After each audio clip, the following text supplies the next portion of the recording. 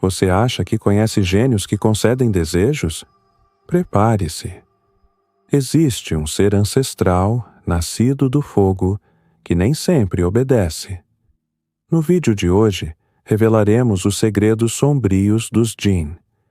Quem eles são, como agem e por que temos medo até hoje. Desde as areias do deserto até os becos escuros das cidades modernas, os relatos de entidades invisíveis e poderosas rondam culturas milenares. Mas quem são verdadeiramente os Jinn? Você vai descobrir não só sua origem, mas casos reais e pegadinhas que vão te fazer duvidar da realidade. Fique comigo até o final. Prometo revelar uma lenda que pode habitar sua noite. Aqui em Folclores e Lendas pelo Mundo. Há milênios, antes das grandes religiões se firmarem, nas areias ondulantes da Península Arábica e nas terras além dos oásis, surgiram lendas sobre seres invisíveis, na fronteira entre o humano e o espiritual. Esses seres eram chamados de Jinn, ou Jinn, do árabe, Jinn, cujo sentido original está ligado a esconder-se, ocultar-se. Diferente de anjos ou demônios codificados nas doutrinas monoteístas posteriores, os Jinn eram entidades livres, complexas, com vontades próprias, nem sempre benignas, nem sempre malévolas. Origem e natureza dos Jinn. De acordo com a tradição islâmica e com relatos folclóricos, os Jinn foram criados por Deus, ou forças primordiais, a partir de uma chama sem fumaça ou fogo etéreo, Nar Emamar, fogo sem fumos. Isso lhes confere uma natureza intermediária entre o mundo visível e o invisível.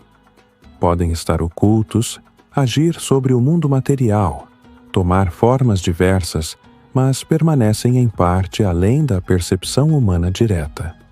Alguns estudiosos veem nos Jinn ecos de antigas crenças pré-islâmicas, espíritos da natureza, entidades locais de desertos, fontes, árvores ou ruínas que foram assimilados ao universo islamizado com adaptações. O termo Jinn é plural. O singular é Jinn. A raiz triliteral JN sugere ocultação, véu, encobrimento. Características, poderes e limites. Os Jinn são geralmente invisíveis, mas podem manifestar-se em formas humanas, animais ou até híbridas. Eles têm a capacidade de transmutar, voar, viajar rápido, atravessar paredes ou portais, possuir corpos através da possessão, exercer feitiços, causar doenças, manipular mentes e influenciar sonhos. Entretanto, eles não são onipotentes. Podem ser feridos, presos, manipulados por magos poderosos ou selados em objetos como anéis, cântaros, lâmpadas ou gemas. A tradição inclui várias categorias ou tipos de Jinn, cada qual com traços próprios. Marid, frequentemente associados à água ou ao mar, considerados poderosos e altivos. Ifrit ou Efrit, entidades mais sombrias ou caprichosas, muitas vezes malévolas. Gul, em algumas tradições uma forma de Jinn ligada a cemitérios e carnificina, semelhante a espíritos canibais. Sila, normalmente femininas, formosas e enganosas, com habilidade de metamorfose. Essas categorias variam conforme as regiões e contos populares. Livre-arbítrio, moralidade e interações humanas. Assim como os humanos, os Jinn têm livre-arbítrio. Alguns são considerados crentes, outros não. Nos textos islâmicos, eles serão julgados por Deus por seus atos. Em várias lendas, Jinn se misturam com humanos, podendo casar, ter filhos, enganar ou seduzir. Porém, esse convívio é arriscado. A quebra de contratos, o engano ou a subserviência imposta ao Jinn frequentemente resulta em reviravoltas terríveis. Se você está gostando desse mergulho sobrenatural pelos Jinn, então nos dê uma forcinha com seu like. Isso ajuda bastante o canal a crescer e a gente trazer mais histórias como essa para você. Agora, de volta à lenda. Exemplos famosos e lendas clássicas. A história do pescador e do djinn, narrada nas Mil e Uma Noites, é uma das mais célebres. Um pescador liberta um djinn de um jarro, mas inicialmente o ser ameaça matá-lo. Só consegue ser persuadido a poupar o homem por meio de lógica sobre mortalidade. Outro conto relata Samhuras, um djinn de pele azulada, mencionado em textos antigos árabes, valorizado por sua sabedoria e poder.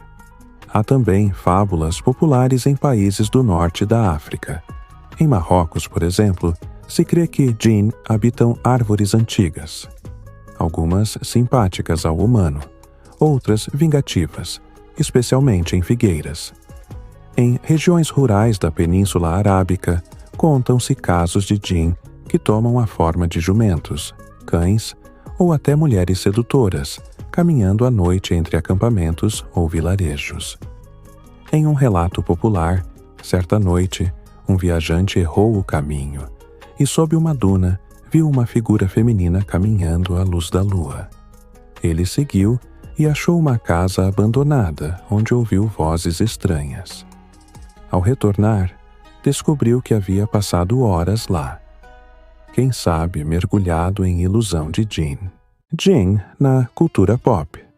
Com a expansão do Ocidente e o fascínio pelo exótico árabe, muitos contos de djinn foram reinterpretados no cinema, quadrinhos, jogos e literaturas, muitas vezes diluídos ou distorcidos. O exemplo mais famoso, o filme Aladdin da Disney. Na versão cinematográfica, o gênio é apresentado como um personagem divertido, carismático e subserviente ao seu mestre, com humor, poderes incríveis e aparência amigável. Diferente das lendas originais das Mil e Uma Noites, essa adaptação suaviza sua natureza imprevisível, seu orgulho e os riscos reais de lidar com um djinn, transformando-o em uma figura simpática e encantadora para o público infantil e familiar. Na televisão, o clássico I Dream of Jeannie, anos 60 a 70, conhecido no Brasil como Jeannie é um gênio, popularizou a ideia de uma gênia loura, vivendo em uma garrafa, subserviente ao mestre humano. Nos filmes de terror, há títulos como Wishmaster, onde um djinn malévolo concede desejos distorcidos e liberta legiões de seres sombrios.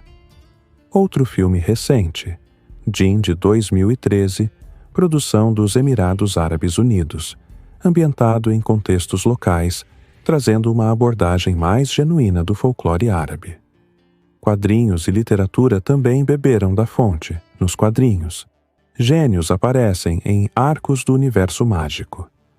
Em fantasias modernas, djinn são representados como seres elementares poderosos. Em jogos de RPG, como Dungeons and Dragons, os djinn são criaturas elementais do vento ou da tempestade, com afinidades e poderes relacionados ao ar. Mesmo na cultura pop ocidental, muitos criadores não investigaram as raízes históricas. Retratam o gênio como um espírito dócil de desejos, esquecendo que muitos djinn, nas tradições originais, são imprevisíveis, orgulhosos e perigosos, como as mídias retratam os djinn hoje. No cinema e literatura moderna, vemos duas grandes vertentes. 1. O djinn gentil e caricato, personagens caricatos, humorísticos, obedientes, geralmente benignos, como o gênio de Aladdin na versão Disney. 2. O djinn sombrio e traiçoeiro. O desejo distorcido, reviravoltas, horror, seres milenares com intenções sinistras, como em Wishmaster e outros filmes de terror. Em muitos livros e séries de fantasia urbana, djinn atuam como entidades poderosas, frequentemente trancafiadas em objetos, invocadas por magos ou usadas como armas místicas. Vale destacar que, mesmo em adaptações fantasiosas, muitos autores mantêm sua ambivalência moral. O gênio pode ajudar, mas sempre há um preço ou consequência inesperada. Por que tantos medos e fascínios? O Jinn ocupa uma fronteira. Não é anjo, não é demônio. Está entre o visível e invisível. Essa ambiguidade desafia nosso controle e compreensão. Além disso, a ideia de poder concedido com custo, que o pedido pode sair torto, é tema universal. No fundo, o Jinn representa o dilema humano de querer algo sem pensar nas consequências. A mitologia funciona assim: o ser supremo que parece servir a nós, mas que pode virar tirano. E muitos dos contos lembram: cuidado com o que deseja. Histórias reais ou relatos interessantes. Em 2019, em uma casa antiga no interior do Marrocos, moradores relataram ouvir vozes à noite e objetos se movendo sozinhos. Chamaram um médico espiritual, que disse tratar-se de Jinn fragmentado. Relatos semelhantes ocorrem no Paquistão, no Egito e em diversos países muçulmanos. Esses relatos são populares e fazem parte do folclore local até hoje. Em outro caso, um fazendeiro no interior do Egito disse que sua vaca sumiu de um curral trancado por dentro.